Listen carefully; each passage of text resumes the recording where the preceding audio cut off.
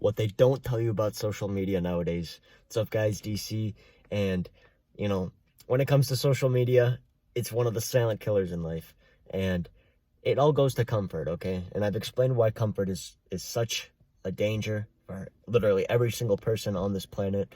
And, society, especially in this generation, is trying to make us way more comfortable than we really should be. And, you start to see the pattern, right?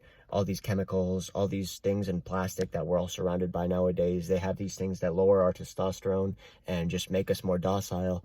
And, what goes hand in hand with that is technology. People are so easily glued to their technology nowadays. They got iPhones, iPads, smartwatches, all this fancy stuff, right? And, I'm not saying it's bad, right? Obviously, there's the good and bad to it, okay? But a lot of people don't understand the bad.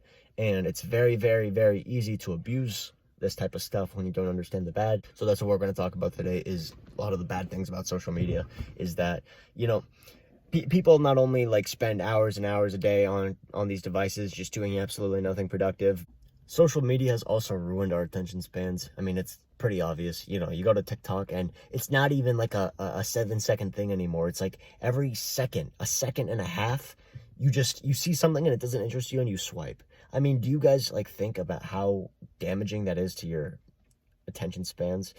Like, our dopamine receptors are fried from this. We really just don't understand. We're just constantly scrolling through to see something that attracts our eyes instantly. And if it doesn't, then we just keep scrolling. Especially when you're going on social media platforms like Instagram, Snapchat, to name a few. Whether you realize it or not, you are subconsciously comparing yourself to all these people that you see, saying, I wish I did this, I wish I had that. And, all these negative things start to build up as we're scrolling through social media, and we don't even realize it, but we all have these judgments that we make to ourselves in our own head. And most people don't understand that social media is just riddled with lies, deceptions, skamazes, like people say like, I became a millionaire in 2 weeks, you can just do this, or oh, I got this really shredded body, 6-pack, all that, and just like doing this certain calorie deficit, and then they show off, and they lie. That's the thing, because it's so much easier to spread misinformation than the truth, right? So all these people are over here trying to get these clicks, trying to get these views, trying to get these likes, all this attention, just spreading misinformation on the internet, and it just builds up in your subconscious over time. You're over here thinking, oh, why does this person have this? Why does this person have that? Meanwhile, you're over here sitting on your ass. Hours go by. You don't even realize what you're doing because you're just like a zombie, right? Glued to your screens. And they specifically design these as well for the blue light. You guys have probably heard about that. So we can be glued to our screens. And you start to think, why do they want us so glued to our screens? Why do they want us so passive now, so docile? Why do they want us weaker? Why do they want us less focused on our goals? Because it's less competition for them. And I've said this before, is that competition is so important because this is how you strive to become a more successful individual. They're over here trying to push this narrative of, oh, don't be competitive. Just sit back, relax, stay comfy. And in reality, all this comfort is just screwing people over left and right. Technology nowadays has gone way out of hand. You'll see parents put iPads in front of their kids, as little as like 3-4 years old. And it honestly will psychologically mess them up, because from the age of 0 to 7, your mind is essentially just downloading things that it sees instantaneously.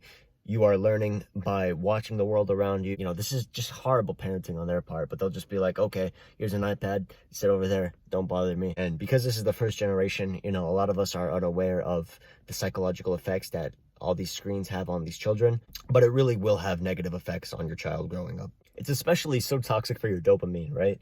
Dopamine can be related to the motivation hormone that we have in our brain, right? Everything that we chase, want to pursue, that we want, it's all related to dopamine, right? So the people that created these technology devices are so smart. They study the human brain, and they understand that these specific sequences of flashing colors, these certain screens, this layout of how to get your friends on social media, all this clickbait that they do, it's specifically designed to keep you glued to your screens, and you're just being honestly a couch potato. And time will go by throughout your day and you won't even realize it. Next thing you know, half your day's gone. You've just been scrolling on TikTok and you haven't done anything productive. So that's the first step, is being aware of the dangers of social media. Is that, like, this is something that will genuinely screw your life up. You want to start, shortening the time, of course. You can put restrictions on your phone. And this is a method of discipline, of course, right? Because, it's so easy for you to just keep scrolling, keep watching this next episode of Netflix, right? But when you have discipline, this type of stuff doesn't become as much of a hassle. You start to also understand that when you have other things to look forward to in your life, other events, other activities, other social clubs, social hangouts, you won't really care about social media. When you have friends that you can meet and go do things with in real life, then it just becomes much easier. So just simply getting outside more, right? Like saying hi to new people, making an effort to find new friends, going to new events, new places. You simply have to get out more, and you'll honestly find things that you never knew existed that were so much fun than just scrolling on social media. So like this whole social media thing, they really do want us to just be manipulated by these screens, to just be comfortable, be lazy. And personally, I wouldn't let that slide. And hold yourself accountable too, right? And you can do this by having a friend do this with you. Both of you guys decide on what app that you're not going to use anymore, and genuinely hold yourselves accountable to it. Tell yourselves, yeah, we're not going to do this anymore because of A, B, and C. This is so bad for you. Don't go ghost off of all social media platforms. Just take one app, for example, and then start cutting down the amount of hours that you put onto it. Of course, you have to have the self-discipline, self-control, but that's a skill that you guys can level up, and it's a very important skill at that.